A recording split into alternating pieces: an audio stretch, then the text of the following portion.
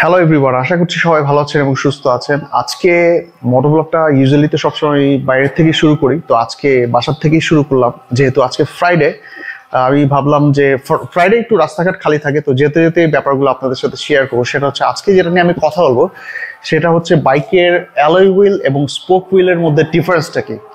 তো যেহেতু আজান পড়ে গেছে, ভিডিওটা একটু শর্ট করতেছি, বাসায় বাইরে যেয়ে কথা বলি। যেটা বলতেছিলাম, আজকের ভিডিওটা খুব বেশি একটা লেন্দি করবো না, কারণ যেহেতু শুক্রবার দিন নামাজের সময় অফিসে কলিগরা সবাই একসাথে নামাজ পড়ি। আজকের টপিকসটা হচ্ছে বাইকের স্পোক অ্যান্ড অ্যালয় হুইলের মধ্যে যে ডিফারেন্সটা, মানে টেকনিক্যাল যে ডিফারেন্সটা বলেন, সেটাই আমি শেয়ার করবো আপনাদের সাথে। তার আগে হিস্টোরিতে চলে যাই। যেহেতু মোস্ট অফ দ্য বাইক এখন 90% বাইকই হচ্ছে অ্যালয় হুইল ইউজ করে, স্পোক এখন মোটামুটি নট মোর দেন 10%। শুধুমাত্র অ্যাডভেঞ্চার অ্যান্ড ডার্ট যে বাইকগুলো, ওগুলোতেই স্পোক ইউজ করা হয়। তো হিস্টোরির কথা বলতে গেলে ইয়ামাহার XJ900 আর কি একটা বাইক ছিল, যেটা লঞ্চ হয় 1983 সালে। সেটার উপরে ইয়ামাহা সর্বপ্রথম হচ্ছে অ্যালয় হুইলটা ইনক্লুড করে। এরপর মোটামুটি বাকি সবাই অ্যালয় হুইলটা তাদের বাইকে নিয়ে আসে। এখন মোস্ট অফ দ্য বাইকই, তো আমি বললাম 90% বাইকে অ্যালয় ইউজ করা হয়। বাট অ্যালয় হুইল এবং স্পোক হুইলের মধ্যে কিছু ডিফারেন্স আছে, কিছু বেনিফিট আছে, কিছু ভালো অ্যান্ড খারাপ দিক আছে, ওগুলো একটু শেয়ার করি। ফার্স্টে যদি আমি অ্যালয় হুইলের ভালো দিকের কথা বলি, তাহলে অ্যালয় হুইলের সবচেয়ে ভালো দিক হচ্ছে এটা ওজনে হালকা। কারণ হচ্ছে এটা কিন্তু ম্যাগনেসিয়াম অ্যান্ড অ্যালুমিনিয়ামের মিশ্রণে এটা মানে বিল্ড করা হয়, এবং এই দুইটা কিন্তু খুবই পাতলা একটা ধাতু। তো এই পাতলা হওয়ার কারণে মানে এটার ওজনও কিন্তু অনেক হালকা হয়, এবং এই হালকার কারণে যে বেনিফিটটা আমরা পাই সেটা হচ্ছে এটা থেকে একটা বেশ ভালো গতি পাওয়া যায় হালকার কারণে, মানে এটা জোরে ঘুরে। তারপর হচ্ছে এটার যে মাইলেজটা, এটাও ভালো পাওয়া যায়, মানে কম্পেয়ারিং উইথ কী বলবো, ওই যে স্পোক হুইল। কারণ স্পোক হুইল কিন্তু ওজনে মোটামুটি ভারী। তো সেটা আমি পরে শেয়ার করছি। পরে দ্বিতীয় যেই সুবিধাটা আমরা পাই অ্যালয় হুইল থেকে, সেটা হচ্ছে এটার উপরে কখনো মরিচা ধরে না। কারণ অ্যালুমিনিয়ামে দেখবেন আপনারা কখনো মরিচা ধরে না, মরিচা শুধুমাত্র লোহার ভিতরেই ধরে। আর এই কারণে হচ্ছে অ্যালুমিনিয়ামের হুইলটা বেশ পপুলারও, মানে অ্যালয় হুইলটা মরিচা না ধরার কারণে। বাট আমরা যেটা জানি যে স্পোক হুইল কিন্তু লোহাতে তৈরি হয়, লোহা কিন্তু 90% 100%ই বলতে পারেন সবসময় মরিচা ধরবেই লোহাতে। আর পরের যেই বেনিফিটটা আমরা পাই অ্যালয় হুইল থেকে, এটা খুবই ন্যাচারাল বেনিফিট, লাইক মানে স্বাভাবিক, অ্যাজ ইউজুয়াল। সেটা হচ্ছে এটার মানে দেখার সৌন্দর্য একটা বিষয় আছে। যদিও আমরা অনেকেই রেট্রো লুকের ক্ষেত্রে হচ্ছে স্পোক হুইলটা পছন্দ করি, মানে ওটা একটা রেট্রো ফিল দেয়। বাট অ্যালয় হুইলটা কিন্তু আসলে এখানে মনে হয় রাস্তা ব্লক ঘুরে ফেলি, একটু পরেই নামাজ শুরু হবে। আমিও মোটামুটি অফিসের দিকে চলে আসছি কথা বলতে বলতে। ভিডিওটা মানে একটু দেরিতেই স্টার্ট করা হয়েছে। আর মোটামুটি তেমন কোনো বেনিফিট নেই। এবং নেগেটিভ দিকের কথা যদি আমি বলি, অ্যালয় হুইলটা কিন্তু মানে এক্সপেন্সিভ একটু কম্পেয়ারিং উইথ স্পোক হুইল। এবং এটা ইদানিং আপনারা দেখবেন যে অনেক বাইকার ভাইরা, বিশেষ করে ইয়ামাহা বাইকে আমি সবগুলো পোস্ট দেখছি, নট ইভেন অন্য বাইকের ব্র্যান্ডে এই পোস্টগুলো দেখি নাই। তো এইটা হচ্ছে এই যে এরকম একটা গর্তে পড়ছে 70-এ, বাস বাইকের ওই সাইডে যে সিলটা, সেই সিলটা বেঁকায় গেছে। তো উইচ ইজ ইম্পসিবল, মানে নতুন একটা বাইক 1 বছরও হয় নাই, 7-8 মাস ইউজ করছে, এটা বেঁকায় গেছে। তো অ্যালয় হুইলের মানে ফ্লেক্সিবিলিটি আসলে কম, এটা একটা নেগেটিভ দিক। আমি আরেকটা পজিটিভ দিক শেয়ার করতে ভুলে গেছি, সেটা হচ্ছে অ্যালয় হুইলের বাইরে একটা সিল থাকে।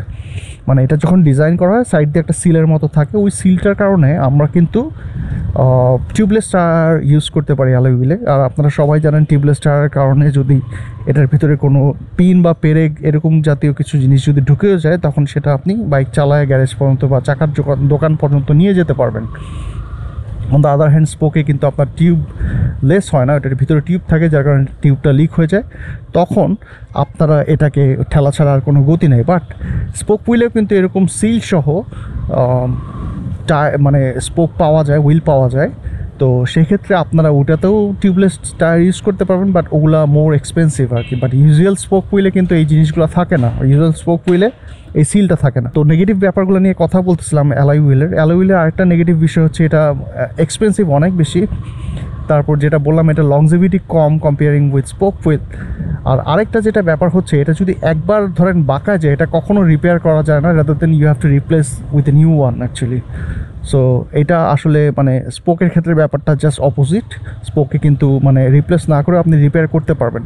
আর অ্যালয় হুইলকে যদি আপনি একবার মানে এটা হাত দিয়ে ধরে বেঁকায় ফেলেন, ধরেন এটা নরম একটা জিনিস, তখন কিন্তু এটা আগের জায়গায় কখনোই আসে না। আইদার এটা ফুল ভেঙে যাবে, বা হচ্ছে বাঁকা অবস্থায় থাকবে, বাঁকাকে সোজা করতে গেলে ভেঙে যাবে, এরকম একটা রিস্ক থাকে। এবার আমি স্পোক হুইলের বেনিফিটের কথা বলি, যেটা আসলে স্পোকের বেনিফিট একটাই। লুকের দিক থেকে হয়তো বলবেন যে রেট্রো লুকের জন্য এটা একটা বেনিফিট, বাট এটা আসলে অ্যাকচুয়াল কোনো বেনিফিট না। দেখতে সুন্দর রেট্রো একটা লুক দেয়, ঠিক আছে, বাট অ্যাকচুয়াল যে বেনিফিট সেটা হচ্ছে এর ফ্লেক্সিবিলিটি বা নমনীয়তা। আপনারা খেয়াল করবেন অ্যাডভেঞ্চার বা ডার্ট যে বাইকগুলো, ওই বাইকগুলোতে এখনও স্পোক ইউজ করা হয়। এটা কিন্তু একটা নির্দিষ্ট কারণ আছে, অযথা এটা ইউজ করা হয় না বা লুকের জন্য ইউজ করা হয় না।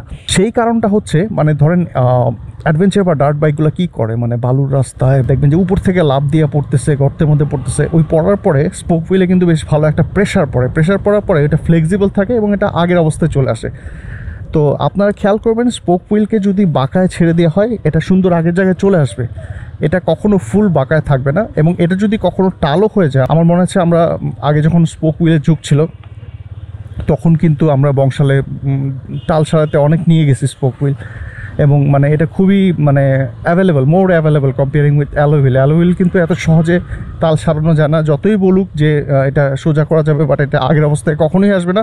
মানে আপনার কাছে একটু ঢেউ লাগবে এই রাস্তায় চালানোর সময় এরকম, বা চোখের দেখা আপনি বুঝতে পারবেন যে এটা একটা এরকম একটা ক্ষতি হয়ে গেছে এটা। তো মেইনলি এই ফ্লেক্সিবিলিটির কারণেই ডার্ট বাইক আর অ্যাডভেঞ্চার বাইকে স্পোক হুইলটা ইউজ করা হয়। আর অনেক সময় আপনারা খেয়াল করবেন স্পোক হুইলে ওই যখন শিকগুলা থাকে, ওই শিকগুলো যদি পড়েও যায় সেগুলোও কিন্তু রিপ্লেস করা যায়, মানে এটা পুরোপুরি রিপেয়ারেবল আর কি। তো স্পোক হুইলের যেই নেগেটিভ যে ব্যাপারগুলো সেটার মধ্যে আমি যেটা বলবো যে এটার মধ্যে খুব সহজেই মরিচা ধরে, যেহেতু লোহা, এটা লোহাকে কখনোই আপনি মরিচা ধরা থেকে থামাইতে পারবেন না। যদিও মরিচা না ধরার জন্য এটার মধ্যে জিঙ্কের একটা প্রলেপ ইউজ করা হয়, বাট বেশি দিন এটা যায় না। বাট আপনারা খেয়াল করবেন জাপানিজ যে বাইকগুলো স্পোকগুলো, ওগুলো কিন্তু খুব সহজে 30-40 বছরের হয়ে গেছে তারপরও জং ধরে না। এর কারণ আছে, আমি একটা সূত্র থেকে জানতে পারছি যে জাপানিজরা যখন কোনো জিনিস নিয়ে রিসার্চ করে অ্যান্ড ডেভেলপ করে তখন সেটার ম্যাক্সিমাম লেভেল পর্যন্ত যায়। ম্যাক্সিমাম লেভেল মিন্স যে এটা আসলে কতটুক পর্যন্ত টেস্ট করলে এটার কতটুক বাজে বা ভালো দিক আসবে, বা ভালো দিকটা কতটুক পর্যন্ত লাস্টিং করবে, এই টেস্টটা তারা করে। এই কারণেই তাদের যে প্রোডাক্টগুলো, ওটা আমি যদি কম্পেয়ার করি ইন্দোনেশিয়া ইন্ডিয়ান প্রোডাক্টের সাথে, ওটা থেকে মোর হচ্ছে লংজিভিটি হয় আর কি, তাদের প্রোডাক্টগুলো মোর লং লাস্টিং হয়। মানে তারা রিসার্চ অ্যান্ড ডেভেলপমেন্টের সময়টা অনেক বেশি দেয়। তো এই কারণেই জাপানিজ যে স্পোক বাইকগুলো, ওগুলোতে দেখবেন খুব সহজে মরিচা ধরে না।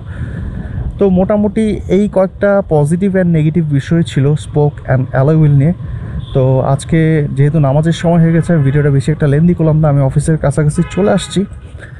আজকের ভিডিওটা আমি এখানেই শেষ করছি। আশা করছি আমার ভিডিওগুলো আপনাদের ভালো লাগছে। Thank you so much for watching my videos.